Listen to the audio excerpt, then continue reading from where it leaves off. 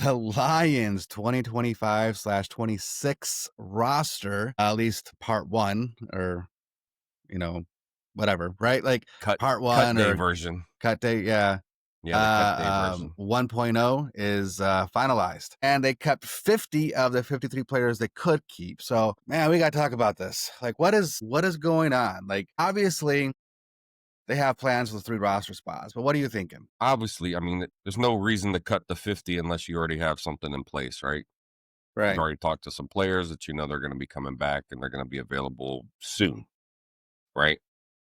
I would think so. Like either players coming back or potential targets, free agents or whatever, right? So I like the idea of cutting to 50, right?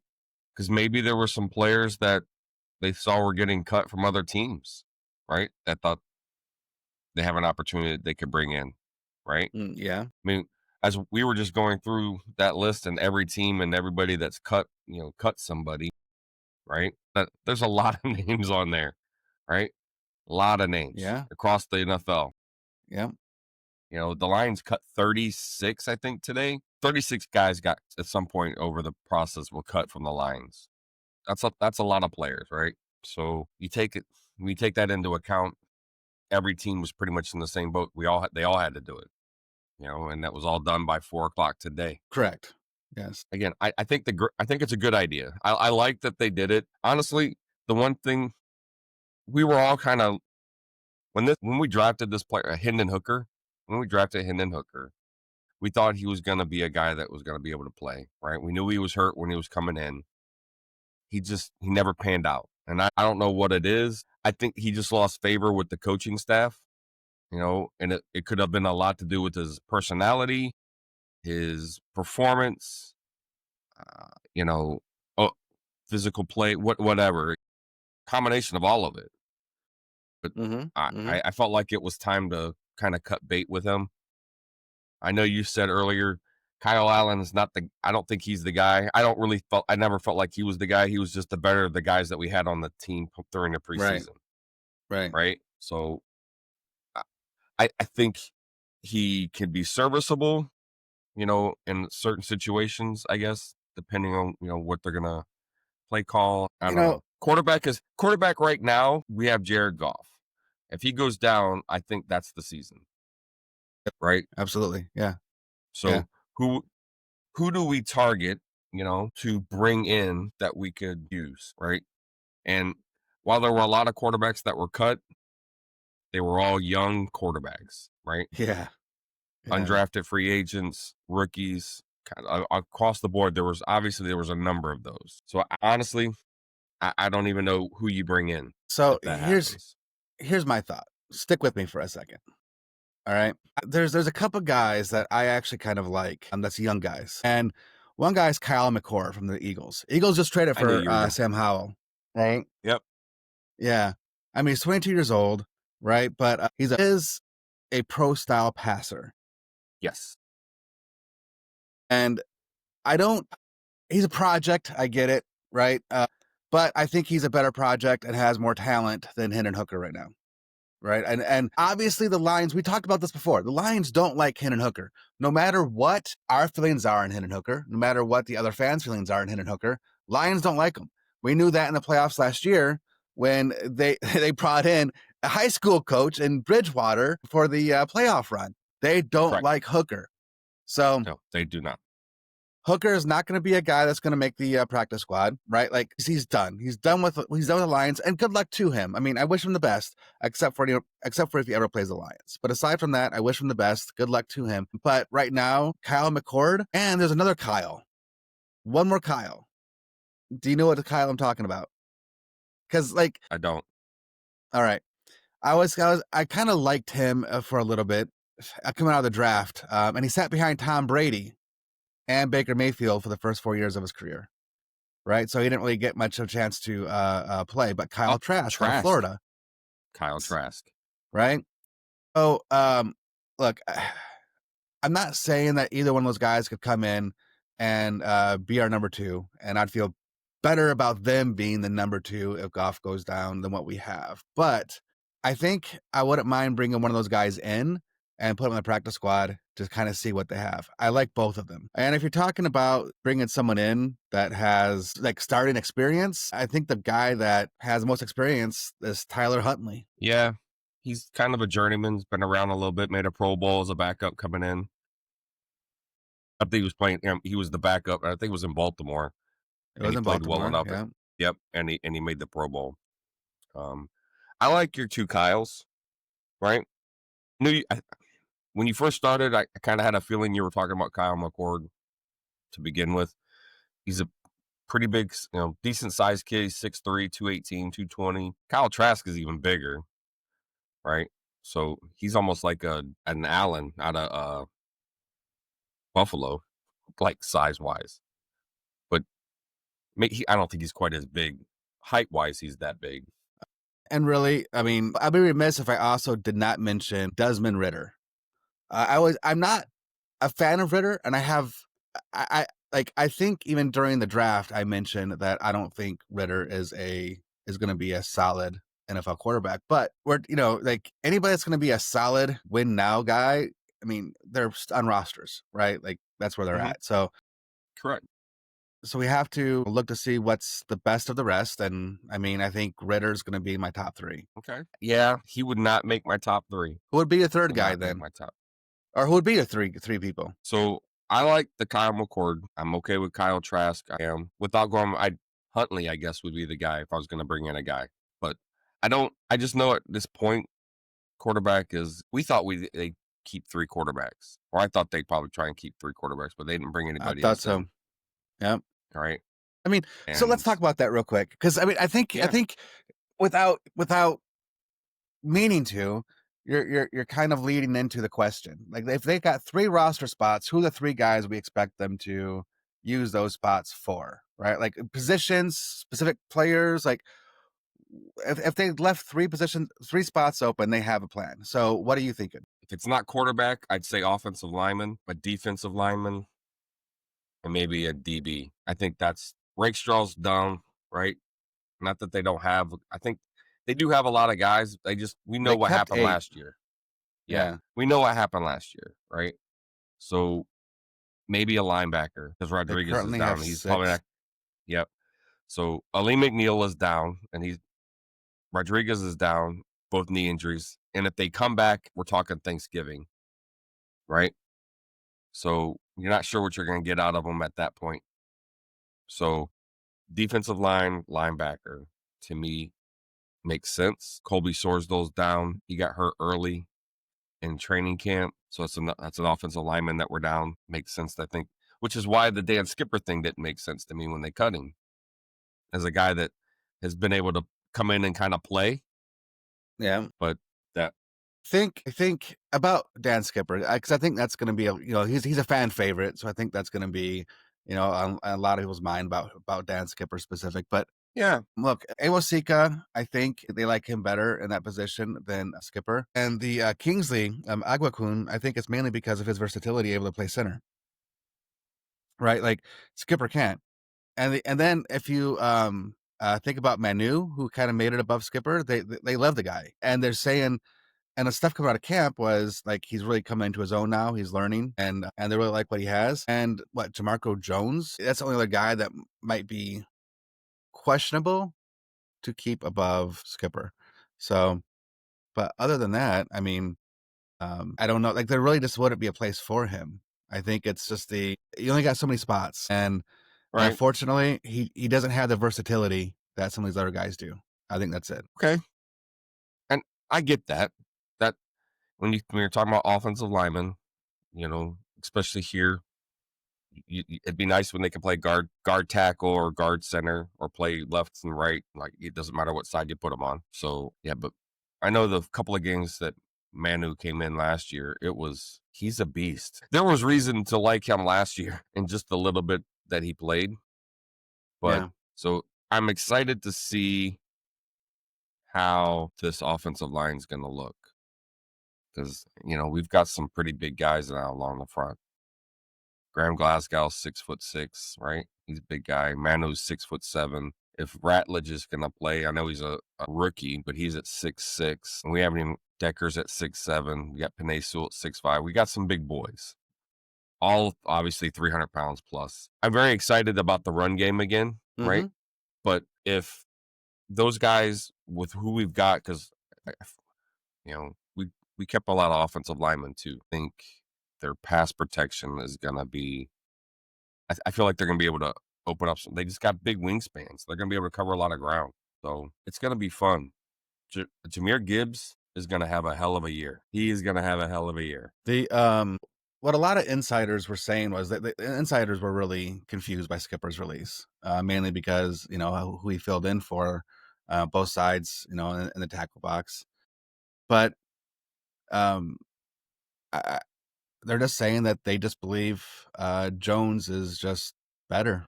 I mean, I don't know. They And just I believe get it. Jones is better.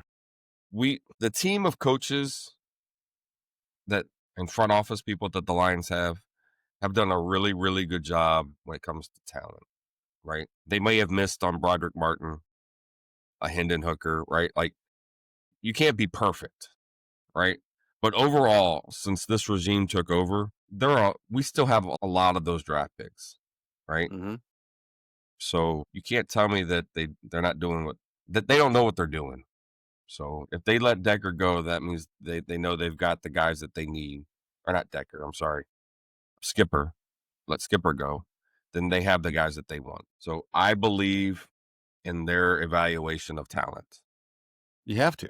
They've earned it. Yeah, they have. But yeah, so I don't know. Like right now, your starters are going to be Sewell, Decker, Ratledge, Glasgow, and Mahogany. I'm assuming, right? I So mean, Manu could come in as like a sixth lineman. So, in those goal line, like just or put him in the backfield and let him play fullback. So here's what I'm thinking. This is just me talking, right? I think they kept 3 spots open, and I think Zadarius Smith is going to be a Lion. They've been talking about that forever. I think he just kind of wanted to stay out of all these practices and everything. I think he's going to be signed. So right there's one spot, And if you look at who they kept on edge, they only kept 3 edge rushers, right? They kept Hutchinson, Davenport, and Muhammad. That's it. So I can see them signing an edge. Now, I think Zadarius Smith is probably the best edge available, even out of those that's been cut, right?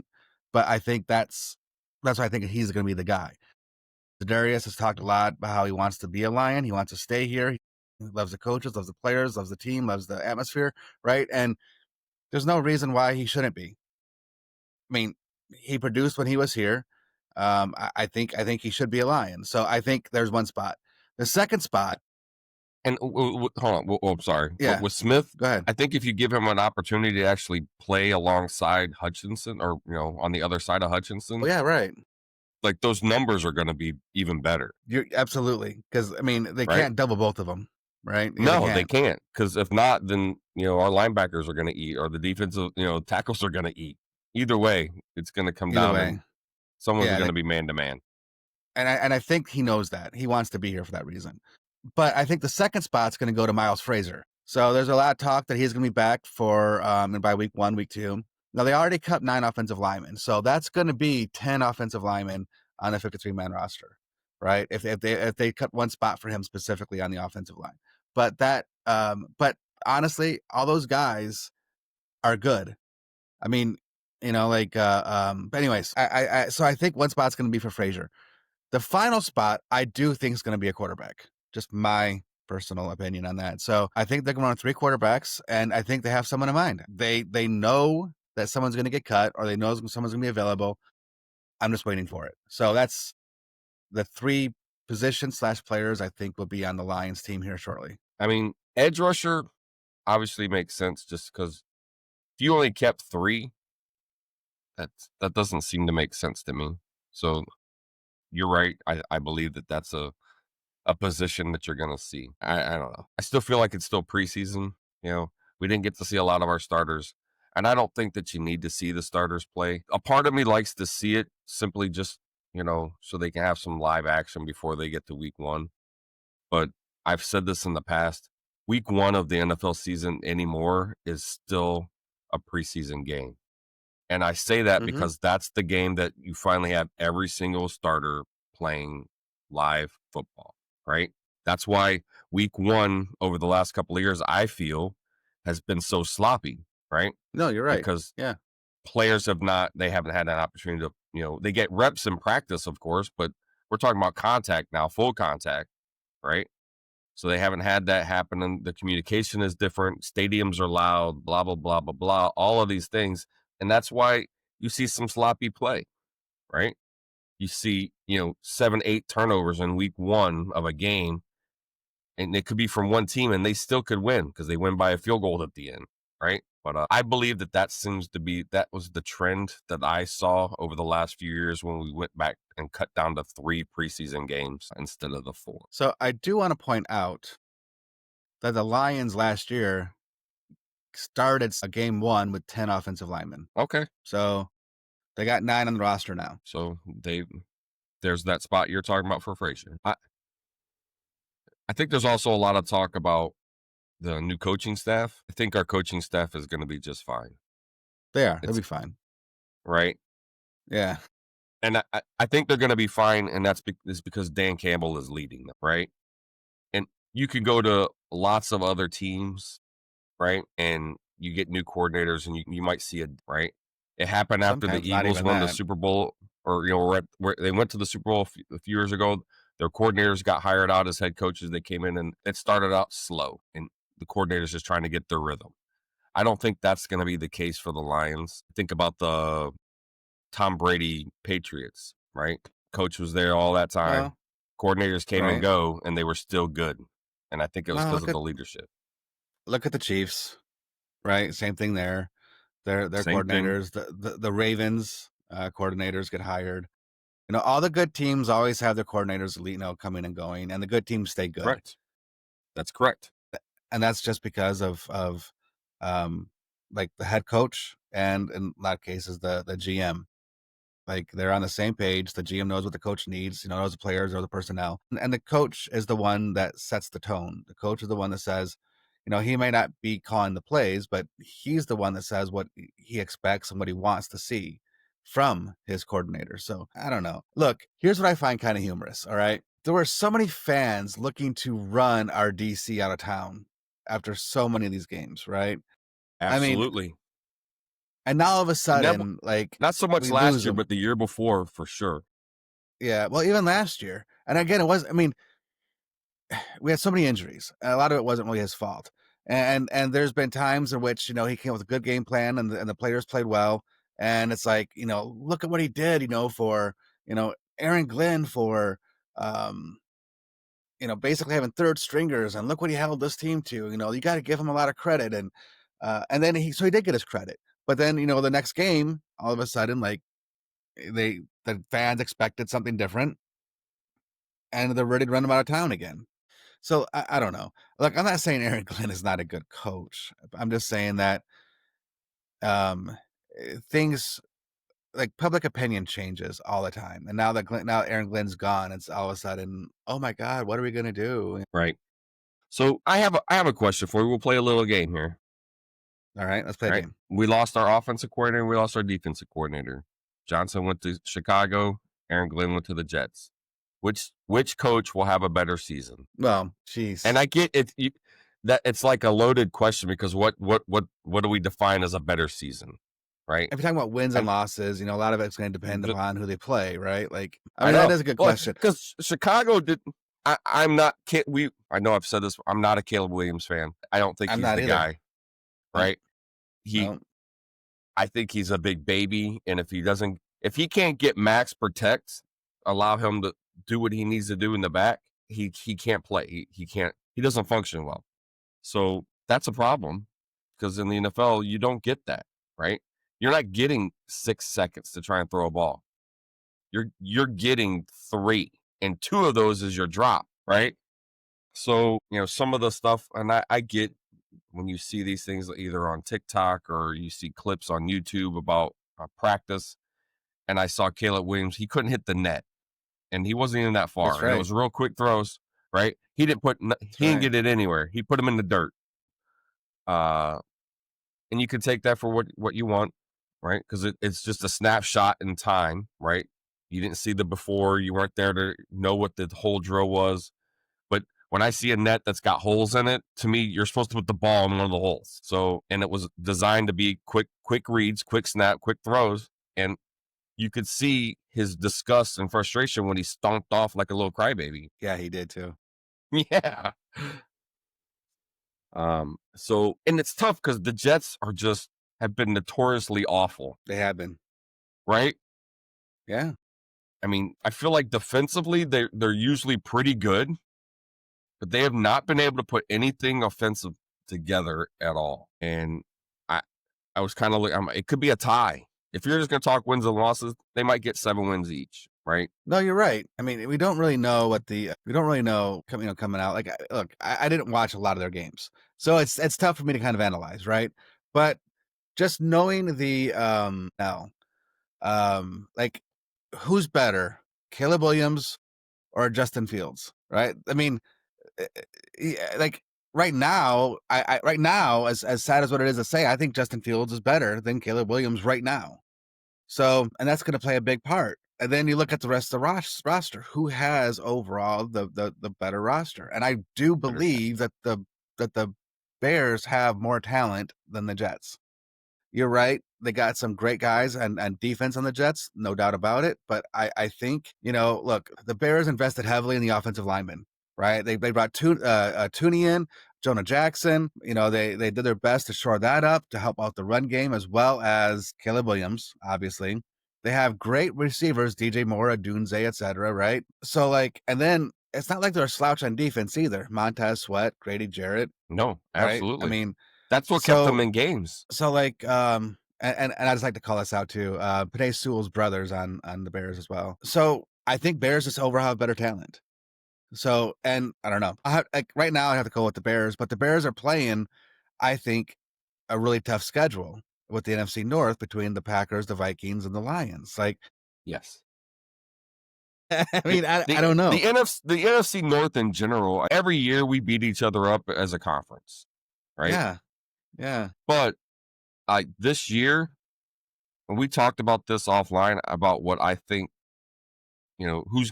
what record will win our division, right? And I said it was going to be a 10-7, and it was probably going to be a tiebreaker game because there would be two teams that are tied at 10-7, and the tiebreaker is going to win the division because that's how tough it is. yeah, yeah. It's tough. I mean, and then the Jets and their division, they got the Patriots, the Dolphins, and the Bills.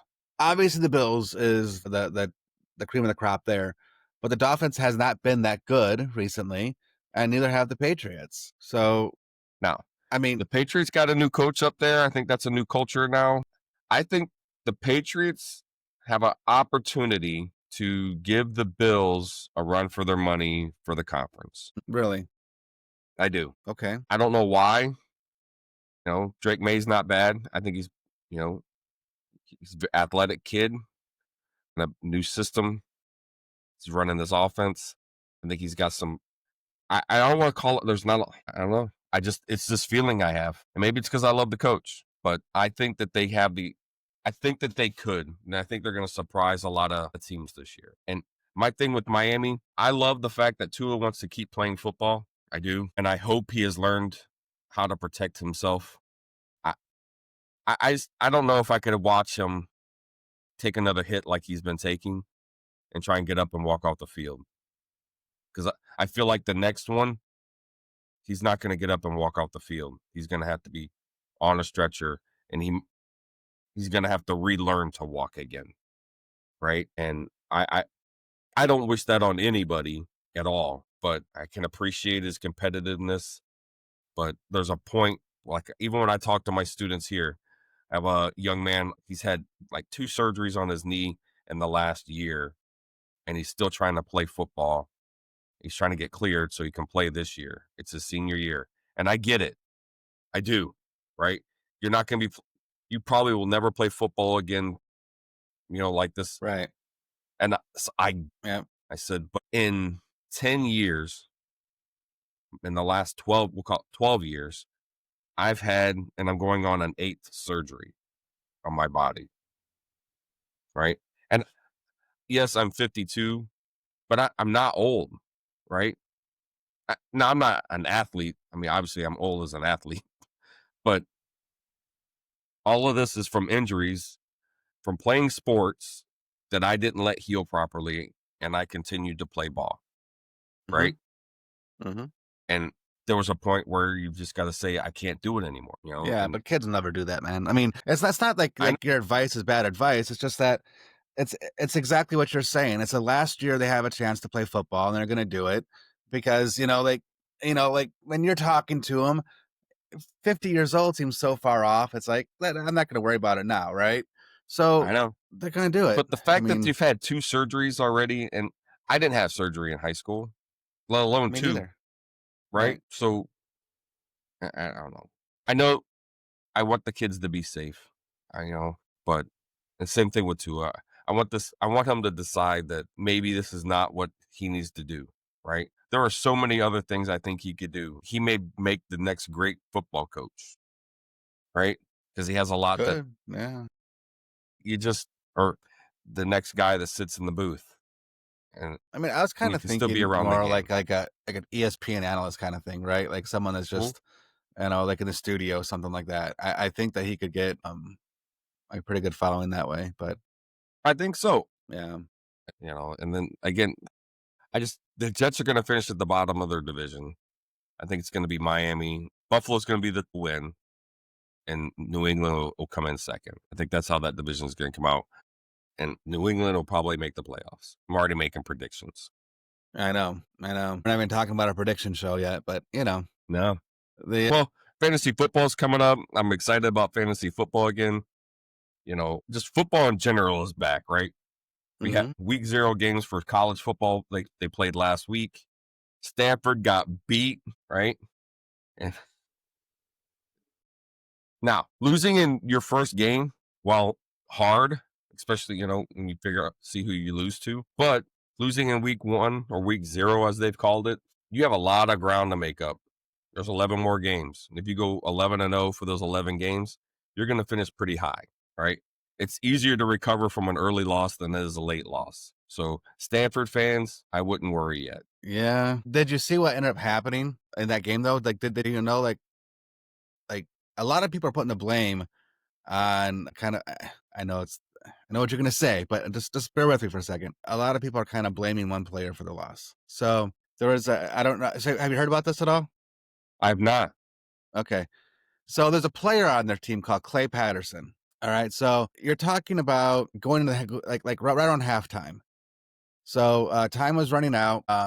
Hawaii was getting into field goal range, so on and so forth. And Clay Patterson made a good play, sacked the quarterback. I think it was a sack. It was a big loss in running back. But I think it was a sack. Anyways, so then he starts aura farming, right? And he got called for a penalty on sportsmanlike conduct. And uh, Hawaii scored a touchdown in the very next play. And of course, they went on to win by 3 points. So if he didn't do what he did, could have been out of a range of being able to score at all. Like, that score would not have happened. They would not have had those 7 Yeah. points. And the field goal wouldn't have mattered at the end of the game. Stupid mistakes do lose games for you, right? So, but it is a different generation, right? Yeah. Yeah, it is. Right. And I'm trying to say this in the nicest possible way, right? They have to understand that football is old. Like, I don't know. I want to call it antiquated, like some of the things that penalties they call because of celebrations. We've been through that. Like, couldn't spike the ball. You can't slam dunk it over the goalpost. Like, some of the things that they talk about and penalize teams for today that they didn't used to do, right? And it's takes the fun out of the game, right? And now it's just a business. So while I feel bad for the kid that he's taking all that heat, right? I don't necessarily approve of the fact that he did this TikTok dance or whatever it was, right? And got penalized. But I think we have to start letting our players celebrate good things. I don't mean like the taunting stuff, like they're standing over top of them, like they're walking up. That doesn't need to be in the game, right? I don't think that needs to be in the game. But you got to celebrate. This could be that could have been the only play that kid makes all season, right? And I'm not saying that that's the case, but what if that was the only play he makes all season? And we take that away from him because of the penalty.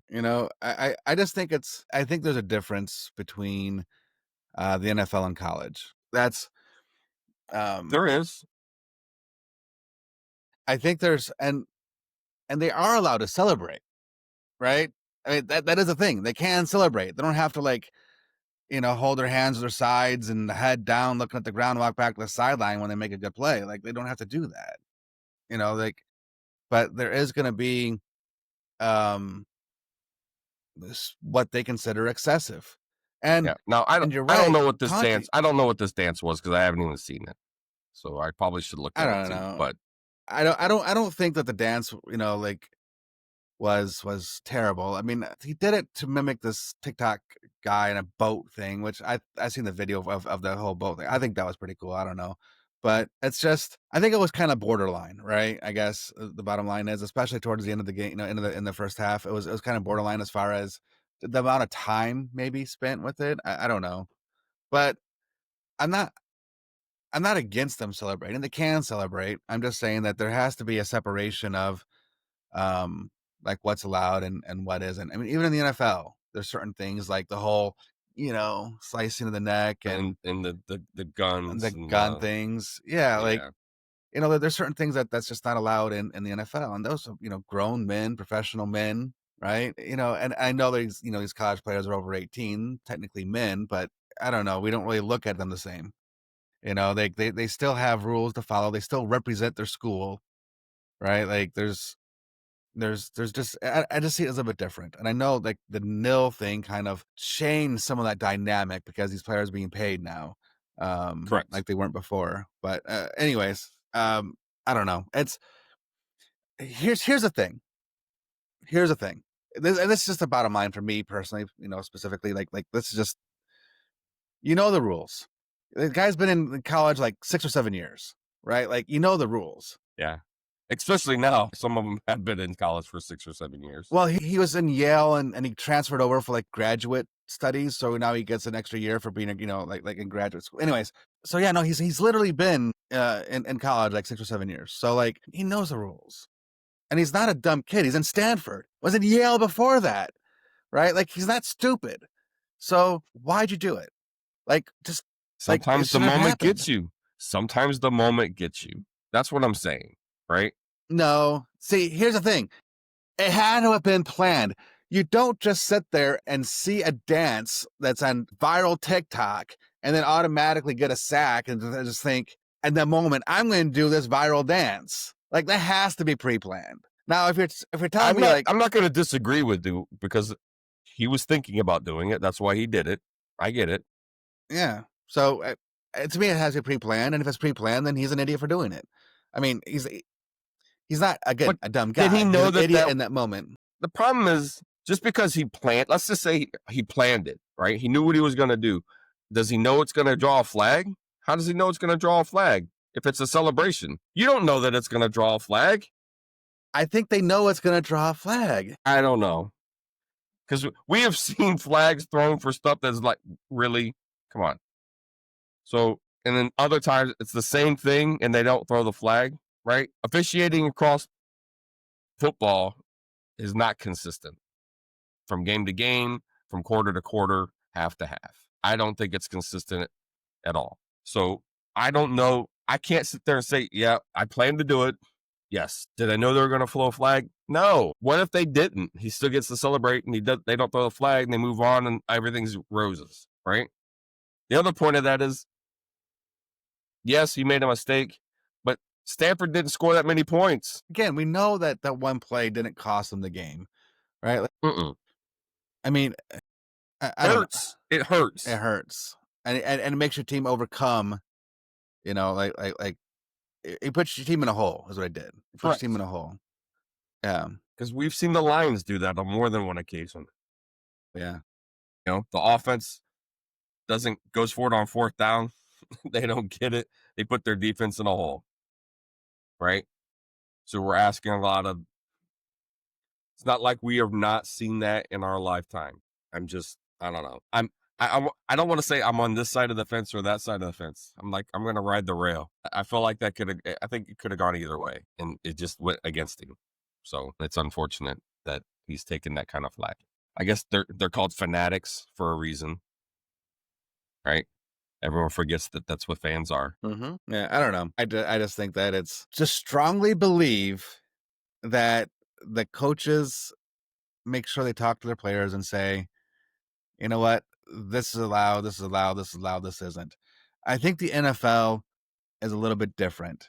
Only that because in the NFL, literally things do change. It seems like on a weekly basis. They call Hmm. something one week, then call it the next. And it's like, and it's just because the officiating crew. But I just look at college football as being a little bit slightly different. I don't think this college football has those same quirks as the NFL, where things change Well, I so think in that, dramatically. I don't know. To me, because college football has to have more officiating crews because there's Hmm. obviously way more games, right? That's why I feel like because there are more, there's a bigger opportunity for something to happen here, but not there. Hmm. From the throw a flag on this, but not throw a flag on that, right? Because there are, No, I but get what you're saying. I mean, statistically, just like statistically, statistically, I get what you're right? saying. I get what you're saying. But I mean, also statistically, even if there is more, you can still see it less because as far as a percentage of overall plays. When you look at, yes, percentage of plays for the weekend calls, I get it. So it all comes down to numbers for us. Anyway, It's on the numbers for us. but okay, we took a really, really long sidebar on I that. know. I know. We do that. Sorry guys. It happens. I know you haven't seen us in a while, but this is what we do. This is what we do. But going back to the Lions, right? Like, because we're supposed to be talking about their roster, I know. and we really kind of did, but Well, we talked about guys who got cut, things that we think the reasons they left for 50. We did. We just didn't talk about players that made it, right? Like Isaac Tesla. we kind of knew he was going to be a lock. I mean, they traded, he was a third round pick on him and traded 2 third rounds. And that's true, but the kid earned his spot, not just Oh, because of his absolutely. pick, right? Absolutely, he did. The guy's great hands, runs good routes. Absolutely. I'm glad Vaki made it. I do like Vaki. Yep. I'm It's glad to kind of see a, that the injury wasn't too severe in this yeah, last time he. yeah. Because he's been running back kicks, right? Wasn't he on the kick return? I think he's been kick return or punt. I don't think he's on punt on return. on some, yeah. Yeah. And I know Craig Reynolds made it. He's kind of a bubble guy, I think, and he's a great locker room guy. They like him. He works hard, does everything right, but just getting to the point where it's almost like, it's still a league about talent, and sometimes, when you just don't have the talent, you just don't have the talent, right? Or let me rephrase that. He has talent. I didn't mean it to sound that way, but when you don't have when the if there is such a huge talent difference between a couple players, sometimes hard work doesn't make up that difference. I guess that's what I'm trying. Because obviously, Craig Reynolds is a hard worker, Yep. and Now I feel like you're talking about Dan Skipper because I got to I mean think he's that's worked hard, he right? does he did work hard, absolutely he did, and Yeah. that's why he was beloved by the people of Detroit because like Absolutely. he's got that blue collar attitude. He is a blue collar guy through and through. Receiver, we kept 6, St. Brown, Williams, Raymond, Tesla, Patrick, and Lovett. I think the only thing there that some people might raise an eyebrow at is Jackson Meeks. There were some people, I think, that thought that maybe Meeks would make the roster over someone like Lovett or maybe even Patrick, right? But I think the big difference there is trust. I mean, look, Meeks had a great preseason, led the Lions in receiving and TDs, except for TDs stuff like that. But like, I think there's just a little more trust with like Tim Patrick, Yeah. because I he mean, was look at down the stretch. down the stretch. He was kind of that guy. He was. Tight ends, they kept 3, Laporta, Wright, and Zilstra. I don't really think there was much of a surprise. I think that some people thought that maybe Horton or Oaks, maybe beat out Zilstra just because of their ability to block. But, like, I think going into the preseason, everybody kind of knew it was going to be Laporta, Wright, and Zilstra. They really had to, shine in every opportunity to kind of get Zilstra out of there. Offensive line, again, we kind of talked about that, but Sewell, Decker, Jones, Manu, Rutledge, or Ratledge, sorry. Glasgow, Mahogany, Awosika, and I really have struggled saying this. Agwekun. So yeah, we talk about Dan Skipper a lot already, unfortunately. Wish him the best. Hope he comes back, but we'll see what happens. I wouldn't be surprised to see Chicago pick him up personally. Well, with the relationship with, Ben Johnson, Exactly. would make sense, right? So the edge, they kept three. Again, we talked about that with Hutchinson, Davenport, Muhammad. I do believe that Zadarius Smith would be getting a phone call to make that four with one of the three open spots. I think that's what's going to happen. Defensive line, DJ Reader, Tyleek Williams, Ray Lopez, Wingo, O'Connor, and Smith. So the only one you can probably say was kind of a surprise, but not a surprise, is Broderick Martin. He hasn't really done anything, but it's just kind of a surprise to see, Martin being cut just because of, they kind of been keeping their draft picks. So that's the only reason why it's kind of a surprise just from that perspective, but not from a production standpoint. Of course, Lee McNeil in the pup. We really need McNeil back, but him, Williams, and Reader, I think would be an awesome threesome that can start, wrecking the middle once they all get healthy. A linebacker, they kept six with Anzalone, Campbell, Barnes, Stewart, Nowaski, and Cunningham. Rodriguez is on the pup. Ezekiel Turner's on the IR. So aside from the injuries, I don't really see any surprises there either. There might be a surprise here in the backfield. It just depends on your, opinion on it, but they kept eight with Branch and Kirby, Arnold, Reed, Amik Robertson, Dorsey, Rock Sin, and Avante Maddox. I think Maddox might be the only one that might be a little bit of a surprise. Again, depending on what you thought. Some people thought maybe Strickland or Kinnelly might have made it. Reese Norris, after the horrendous injury. I bet again, Enos Rickstraw is on IR. And they did keep three for specialists. Obviously, we have a pretty good kicker in Bates, one of the best punters in the league in Fox, and we have our long snapper in Hogan Hatton. So Did you say Khalif Raymond? Did I miss that in our yeah, receiver core? yeah, Okay. All right. Because I was sitting there like, I feel like I missed it. I did. you did. Yeah, I don't. The only thing I didn't really talk about was the quarterback position between Goff and Allen. Again, with Hooker being cut, we talked about that kind of in depth already. That's kind of why I bypassed it. But Goff and Allen, and I do think they're going to get a quarterback signed to go with three quarterbacks, and that's going to use up one of their three spots remaining as well. And I think Allen Allen definitely had the better preseason than Hendon Hooker, Absolutely, right? yes. But word was the way Allen plays, he's his style of play is more like Jared Goff, where he's throwing and Mm-hmm. anticipating where to throw the ball, right? Mm-hmm. So the idea behind that is he makes the team. He's the number two because he's the closest related to what we've got at number one.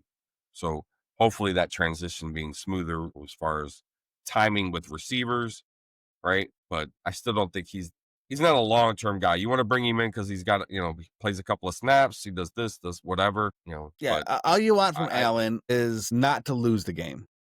correct. Yeah. He had a pretty good overall preseason, but again, you have to remember the competition is playing against. And I think that's the key, right?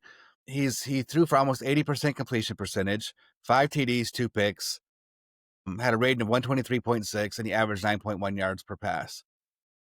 Okay, there we go, right? Did But good numbers.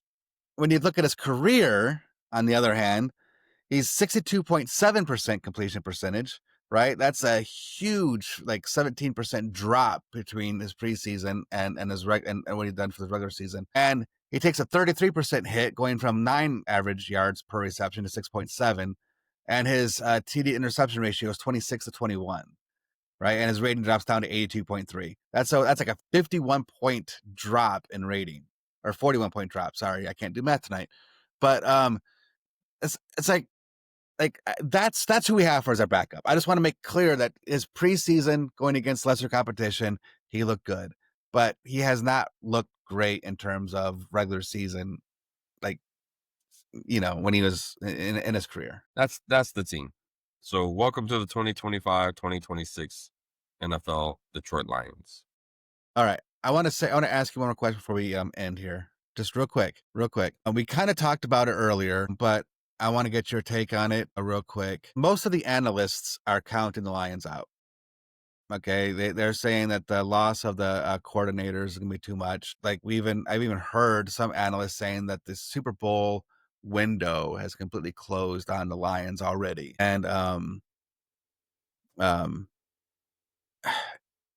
anyways, before what do you think about that though? Just tell me what your thoughts are. Well, I think I told you. Says I don't think we lost. Yes, the coordinators were great. They did some good things here, right?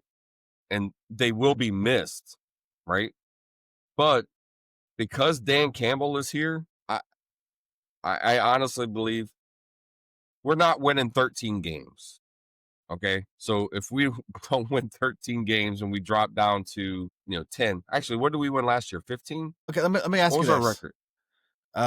Is it a 14 or 15? But let me ask you this because we're talking about the coordinator. So, and you're saying the Lions aren't going to win as many games as they did last year. But if they even had the coordinators that they did last year, would that make a difference in terms of winning the same amount of games? I don't think so. And I say that because look at their schedule, right? I know I said when the schedules got released, the Lions have, it's not the toughest schedule in the NFL. It is in the top 5 of the toughest schedules in the NFL. I look at it as, I know this is going to sound, I don't know, like basic 101, but when you look at it as far as their home schedule versus the away schedule, like their away schedule specifically is insane. Their home schedule, yeah, they got some good teams they're playing, but the away schedule, oh my God, dude. I mean, obviously the first game of the season is the Packers, but then they got the as far again, just away. That's all I'm talking about is the away games. Ravens, Bengals, the Chiefs, the Eagles, the Commanders, like the Rams, and of course the Vikings and the Bears. I mean, those are go hand in hand, but not non-divisional games. Rams, playoff game, playoff team. Eagles, Super Bowl. The Commanders, playoff team. Bengals, Chiefs, Ravens. Their away schedule is brutal. And this is where I think the Lions are going to have the biggest opportunity in terms of trying to collect wins and just whatever they can do to come out of there with a win. They might go with a losing record and away games this year. Absolutely. Well, I told you, I think 10-7 wins the division. I still say the Lions are going to win the division. That's 10-7. But Baltimore has given the Lions fits. Yeah. Every time they've played, right? The Commanders have, I think, a similar style quarterback. They're going to have a similar style play. And they beat us last year, right? Did we lose? We lost. We lost. But and you can come in and put tell an me asterisk on that one. I want to put an asterisk on that one. Ben Johnson already had the job in Chicago, and he didn't give a shit, and he just wanted to go to Chicago. That's not what I'm saying. It's not that I don't think he gave a shit. I'm just saying, I think he got a big head, and he thought he was the smartest person in the room, and he started calling a bunch of really bullshit plays. That's part of what I think happened. And I also think that the defense, being as decimated as what it was, actually helped contribute to the offensive production of the Commanders. Now, I'm just saying, like, and I think we were like, if we had hypothetically, because there's a lot of talk about Hutchinson coming back for the playoffs. If Hutchinson was there, I think he was a big enough difference on defense that the Commanders would not have scored as many as what they did, and I think the Lions would have won. I think we were just one player away in that playoff game, right? That's okay. And Goff had some of his worst game as a Lion in that game too, with the turnovers that he made. Like, it was just a perfect, like, just everything all in one, right? It was just the boneheaded play calling. It was the Goff had his worst day as a QB as a Lion, and us having a decimated defense that led to that loss. I know Commanders are a good team, and I called it out saying it was going to be a tough game, but I still think the Lions overall are way more talented than the Commanders are. I'm just saying, no doubt. I'm just saying that it's on paper, the talent we had, that we should have won that game. We should have won that game. And even this year, I'm saying in 25, I think the Lions are way more talented than the Commanders. But anyway, I'm sorry, like another little tangent, but I just that game still ticks me off though, man. Like that should not have been a loss there. We all know that was a tough game for me. Yes, it was for you. That was a tough game for me because on one hand, I really wanted the Lions to win. But on the other, I have been a lifelong Commanders fan. Seeing them win and play well in the first year of a new coach, new ownership, meant a lot to me. Meant a lot to me. Yeah. Yeah. So it didn't really matter who won that game. I won that game because You were happy. I Right. I wanted both teams Right. to advance to the next round. I mean, okay, let me just do this one more time. And this might be painful for some Lions listeners. I mean, if you are a Lions listener, just turn it off at this point. I'm sorry. But like, okay, Lions had 521 total offensive yards. Or total yards, I'm sorry. It includes, other stuff. But okay, 521 total yards. But they had 5 turnovers. They had 30 first downs. They had 5 penalties, which wasn't like, way more than what Washington had. But third down, they're only 3 for 9. Fourth down, they're still 2 for 2. But the red zone, they were 3 for 6, whereas the Commanders are 4 for 4. Right? And the part that I think hurt them the most was the time of possession. You're playing third string defense, and you don't really have like a lot of good talented backups with your fourth string, and you lose the time of possession 34 minutes to 26 minutes. Right? On top of everything else. When your offense is all about ball control. Yes. Running the ball, play action, and ball control. Yeah. And I think that's where what you said earlier about the play calling, right? Yeah. The play calling made a difference in that time of possession. And the thing about it too is plus the turnovers. The 5 turnovers made it. The turnovers were just really stupid. But and I remember all the time, like, you gotta run the ball. And Gibbs had a pretty decent game. He had 14 carries for 105 yards and 2 touchdowns. And you're not running it. You're forcing the ball on all these stupid trick plays with Jameson. Look, we're reliving it. We're reliving it. I get it, but so angry, man. You can't stop doing what was working, right? And they did, right? You run it until they stop you. And then when they stop you, you tweak it, and then you do it some more. Do it some until more. They stop you, right? 14 carries, 105 yards, and 2 touchdowns. I'm telling I said we didn't have a single sack in that game, by the way. Not a single sack. So I can't. That game still angers me because that was our year. Anyway. All right. Yeah. We gotta look forward to 25 though. Yes, right. We do. And then I'm going to the Michigan game. Obviously, I got tickets, so get to see Bryce Underwood take control, the true freshman. I mean, it's New Mexico. Stanford got beat by Hawaii. Anything can happen. Like, New Mexico could be that. Like, Appalachian State. I just don't want Appalachian State. That's all you got to say. Appalachian State. All you got to say is that. But we'd definitely love to see Bryce Underwood just tear it up, get some confidence. Because week 2, they play Oklahoma in Oklahoma. Look, I know it's not Michigan, but I'm really looking forward to Texas versus Ohio State. Yes, absolutely. Now, talk about a fantastic game, right? But here's my question to you. As a Michigan fan, and you just have such a seething hatred for Ohio State, but there's been so much talk about how Texas is just going to monkey stomp Ohio State. You, also being a Big Ten fan overall, could you root for Ohio State in this game just to try to get the Big Ten some respect? You're asking a lot. So you would root for Texas then? That's what you're doing. I'm just trying to get where your loyalties are at right now. I know. Dave Portnoy just did this and had this conversation where he is rooting for the Big Ten to beat Texas. And I think that's how he worded it. He didn't say Ohio. So, yes, I would love for the Big Ten to beat Texas. Yes, right? Texas came into Michigan last year and just killed us. Yeah. So, absolutely, I would love to see the Big Ten just boot stomp Texas in Texas. I think the game's in Texas. Yeah, it is. So, yes, I am rooting for Texas to lose. Those teams I'm don't rooting really for come Texas north. to lose. No, they don't. I'm rooting for Texas to lose. I can't say the other thing. I can't. Okay. All right. It's just too hard. But I'm giving you the answer, but I can't say it. I just can't. All right. Fair enough, man. Fair enough. I like it. I'll take it. All right. We got to end it there. The show's running long. I got this bad taste in my mouth. But look, I appreciate everybody. We say this every single show. but we wanted to do more. We're gonna try to do a show tomorrow as well. But appreciate you guys. All right, take care, everybody.